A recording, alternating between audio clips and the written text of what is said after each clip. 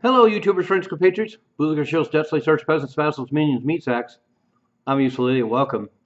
And so, over the last couple of weeks, of course, Trump has negated the collective bargaining agreement with TSA and bucked up against their union. And it seems obvious that these are the first steps towards moving to either reorganize the TSA or eliminate it. And there's good arguments pro and con. And one argument against TSA is they have a lot more misses than they have wins. A lot of times, any incidents that have happened on planes have been alerted by passengers and not by TSA agents. And of course, we all know about all the travails of passengers going through airports and being handled by TSA agents, oftentimes being molested and treated poorly, and also just the groupthink of people that work for the TSA is really low. In fact, they have a high turnover rate. 50% of their workplace is in transition. So a lot of people are not enjoying that job. And it's clear when you go to an airport and you have to deal with them. And the other thing that why the TSA is going to be on the radar of DOGE and the Trump administration is that the costs of running uh, uh, agents at airports privately, the cost was $820 million a year, but now under the TSA, it's $8.2 billion a year. And so one could make an argument that reprivatizing airport security is probably the direction things are going to go because, like so many other things, it just doesn't seem to be money well invested. And a lot of money has been wasted by the TSA as well.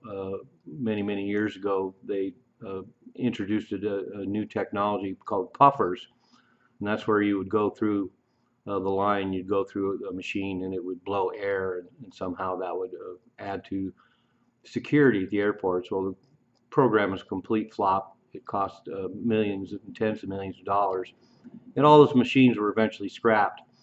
And another good example is San Francisco airport is still run by a private security company, and it works great. People get through the system really fast. They feel like they've been treated really well. And once again, the cost is so much lower. And there's plenty of reports of thousands of TSA agents across the country that spend a lot of time just standing around. And anybody that's been to an airport has seen this. There's a lot of people there, and a lot of them don't seem to be doing anything. And so removing this collective bargaining agreement is the first step towards making it a lot easier to fire TSA agents.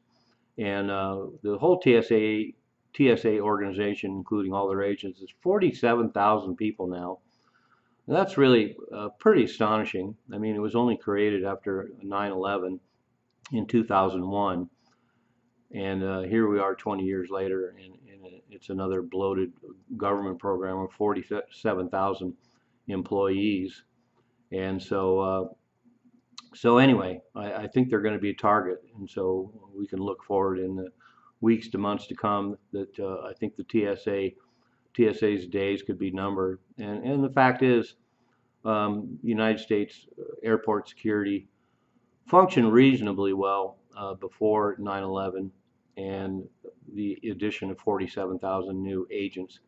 And granted, the hysteria and some legitimate concern about catching terrorists going on planes as a result of 9/11 is to be understood.